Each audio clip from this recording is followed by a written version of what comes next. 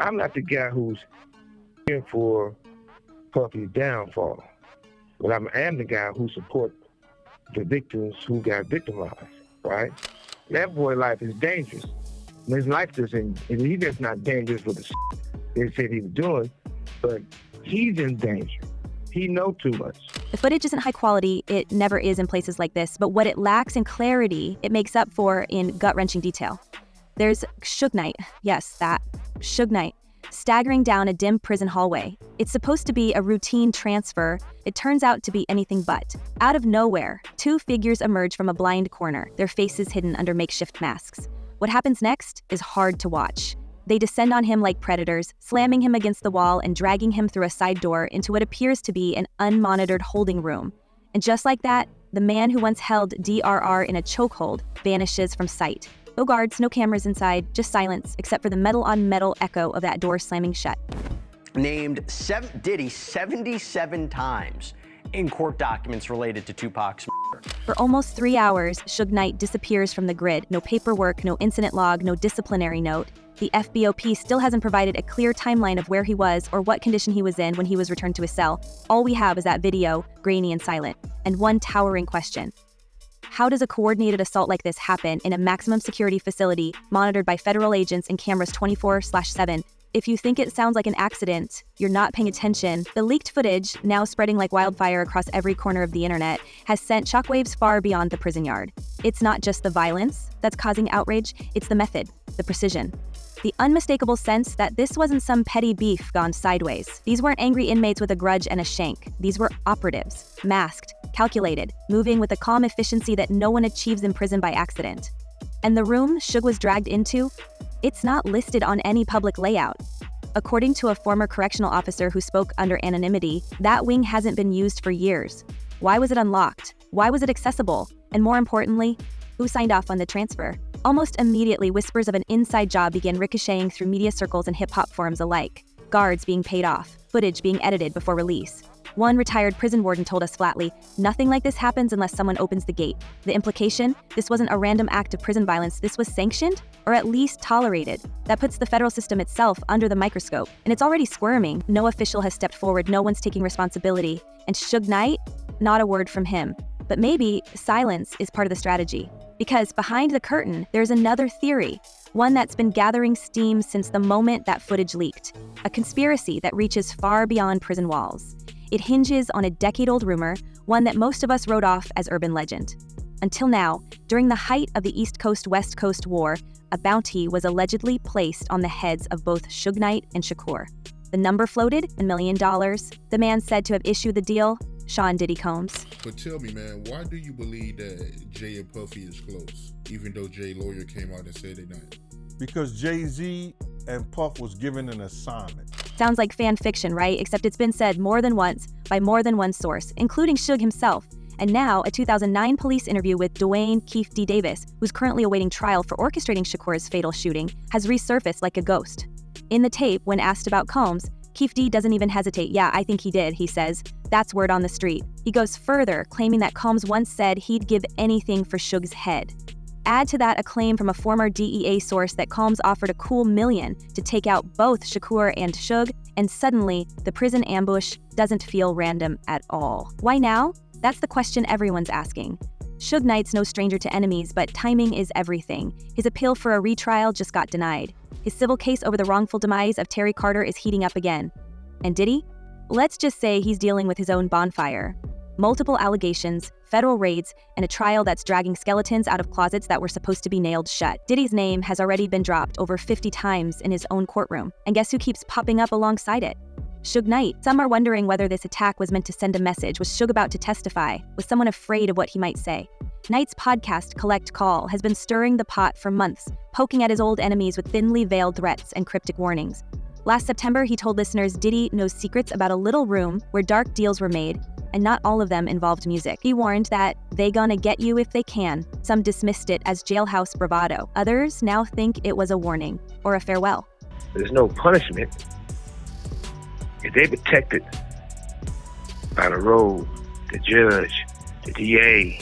OT was actively recruiting men. And there's another layer, one we can't ignore. Suge Knight is still tied, however loosely, to what remains of the old death row machinery, and even though the label has shifted hands and images now in the grip of Snoop Dogg, some insiders say the real money behind the old empire never left the game. That kind of legacy doesn't just dissolve, it mutates, waits. If Knight still holds pieces of old secrets, someone may want to shut him up permanently, or push him hard enough to make him talk. The surveillance video's leak could very well have backfired on whoever orchestrated this. Instead of silencing Suge, it's exposed a raw nerve in the BOP system. How did two attackers gain access to a transfer wing at the exact moment Suge was moved through it? Why was no one watching that section? And perhaps most damning, why has no federal body even acknowledged the incident publicly? The footage didn't just show a man getting jumped, it showed a system looking the other way. 3 law firms on retainer. I don't know how much money is coming in, but I know that a lot of money is going out every single month for Diddy. And if we're talking enemies, we've got plenty to choose from. There's Dr. Dre, whom Suge once accused of taking out a hit.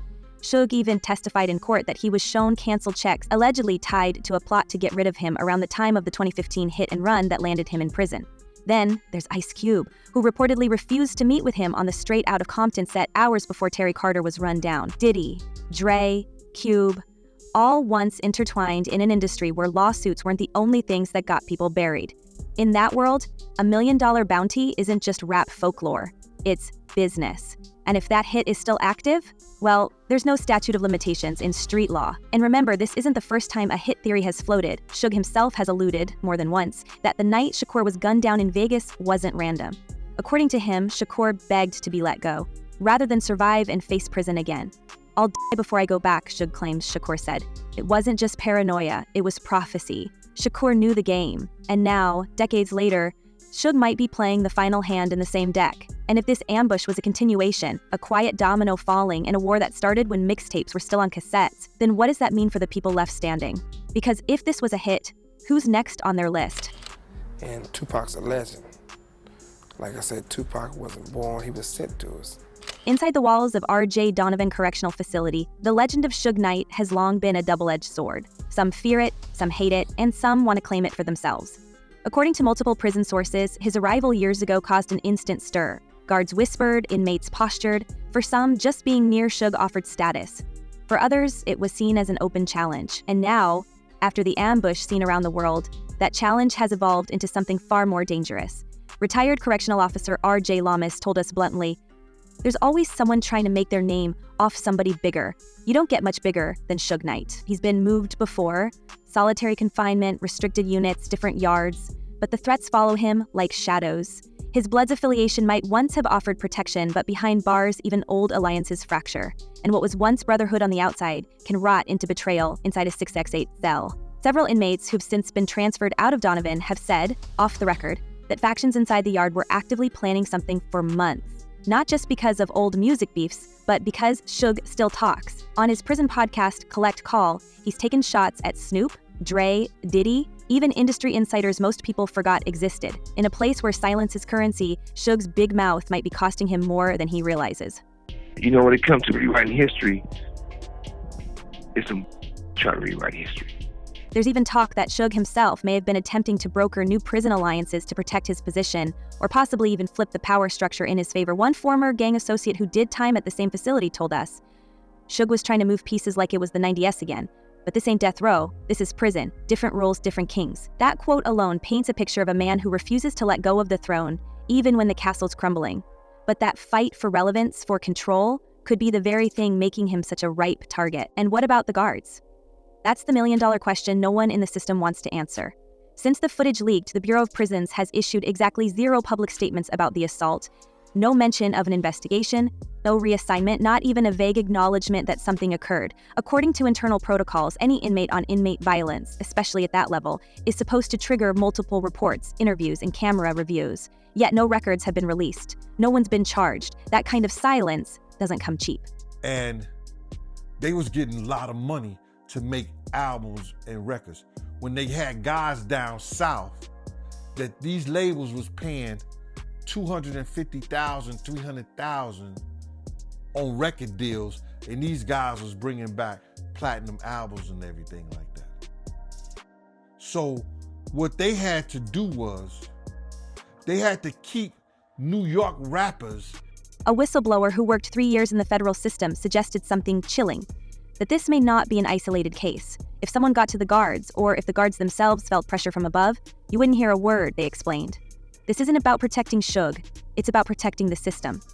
And the system, they added, has plenty to hide. Think falsified logs, camera blackouts, and ghost moves, undocumented transfers of inmates into holding cells or rooms that don't officially exist. If that sounds like something from a conspiracy thriller, well, so did a $1 million bounty until the paperwork surfaced. Even more troubling, sources close to the prison confirm that Suge Knight has been placed in administrative segregation, often a euphemism for solitary confinement, but not for his protection. The reason? They're reportedly investigating him for triggering the incident, not the men who attacked him. It's a move that makes no sense on the surface, unless you believe the theory being whispered across courtrooms and studio backlots, that someone in power is setting him up.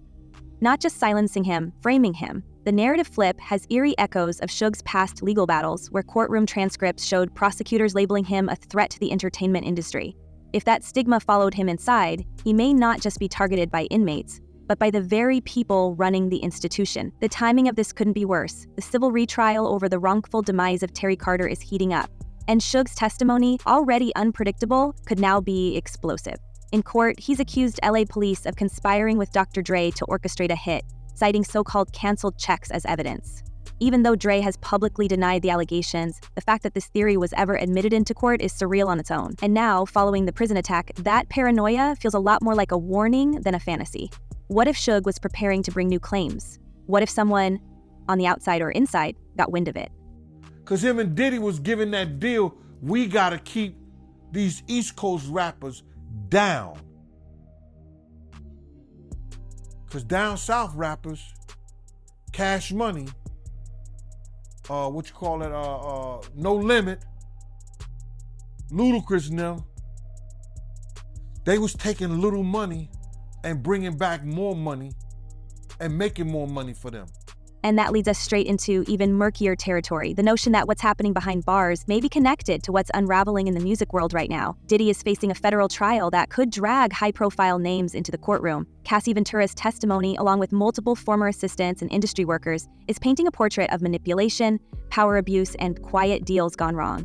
And throughout the trial, Suge Knight's name keeps popping up, like a recurring ghost, 50 times and counting. Their decades-long rivalry wasn't just about record sales. It was about legacy, about survival. Yes. Yes. He hated every bit of it. I remember one time, he was like, who did you grow up listening to? I'm like, Tupac. I ain't mentioned Biggie. That nigga ain't even talk to me for like 4 days after that. Everything with Pot, like, you couldn't say Pot was anything better than Biggie. You can't put them in the same realm or nothing. It was all about Biggie. It's not lost on us that Suge, speaking from his cell, has offered advice to Diddy, of all people, warning him not to end up stripped naked in a cell under self-harm watch with no rights. Whether that was sincere or shaded in sarcasm is debatable. What isn't debatable is the subtext. Suge sees a familiar trap being laid, and he knows how lonely it gets when the world turns its back. He's also hinted more than once that Diddy isn't the only one with secrets that could flip the industry upside down. Tell the real truth and bring everybody accountable, he told ABC. That quote alone sent chills down the spines of multiple former execs. For years, whispers have circulated about a so-called curse tied to Death Row Records. A chilling belief that anyone deeply connected to the label is doomed to face ruin, violence, or worse. It might sound like myth-making, but the body count and broken legacies tell a more haunting story. Shakur's unsolved drive-by in Vegas, Biggie's eerily similar fate in LA months later, the implosion of Snoop Dogg's relationship with Suge, the bizarre shooting of Suge himself at Chris Brown's party, and now this brutal prison assault, the pattern is too ominous to ignore. The narrative of Death Row has always been soaked in blood and betrayal, but the fallout didn't stop when the label shuttered. For some, it feels like the ghosts of Death Row are still walking the yard. What makes the idea of a curse so compelling isn't just superstition, it's the psychological weight it carries. Death Row Records was built on dominance, fear, and power plays, and that same energy seems to follow its former players long after the ink dried on their contracts. Dr. Dre, who escaped early and reinvented himself through Aftermath, found his name dragged back into the darkness years later with allegations of behind-the-scenes feuds, secret restraining orders, and that infamous homicide sandwich incident linked to the Straight Outta Compton film set. Even those who tried to distance themselves couldn't fully outrun the shadow. The legacy of Death Row, it seems, isn't just about music. It's about survival. and what it costs to stay alive when the empire you helped build starts to devour its own. So they was placed to destroy the East Coast rap. And then long came a somebody. They was about to bring East Coast rap back. And there's nothing they could do about it. And this kid was finna put East Coast. Now with Suge trapped inside a system that may have turned on him, some are asking whether the end of his story was written long ago, not by a jury, but by karma. Death Row was once a dream factory for West Coast rap, but it's left a trail of nightmares that still reverberate through the culture. The brand has been resurrected in name by new hands, yet the original foundation remains cursed ground. And if Suge Knight is just the latest in a long line of reckoning, it forces us to ask, did Death Row ever end? Or did it simply move from studio walls to prison bars? And so here we are, a brutal prison assault, an unresponsive federal agency, a swirling storm of old beefs and fresh legal nightmares, and one silent, grainy video that could spark the next major shift in hip-hop's already chaotic legacy. What started as a leak now feels like a crack in the dam, and no one knows what's behind it. I think the real reason why they ain't gonna let Puffy out is because they trying to connect that Keefer D situation with Puffy. That's what I really think it is. Because if it came down to some sex trafficking, foolishness, and all that, there are a buku chumped up charges they couldn't prove. I don't think they got no evidence. I think they trying to keep him in there to lock in that Keefer D. You heard me? That Keefer D situation with Puff. I think that's the only reason why he's still in jail right now. Which brings us to the final twist. What if this wasn't meant to end with Suge? What if the attack was only the beginning? A signal, a test run, a quiet message that unfinished business from the 90s is about to be settled once and for all. If someone's trying to erase the last voices of that era, Suge might be just the first domino to fall. And if that's true, who's really pulling the strings? Could the secrets behind Shakur and Biggie's unsolved cases be closer to the surface than we've ever realized? Let us know what you think. Is this just prison politics, or are we staring down the next big reckoning in music history? Drop your theories in the comments below. Stay safe, stay sharp, and until next time, keep watching the shadows.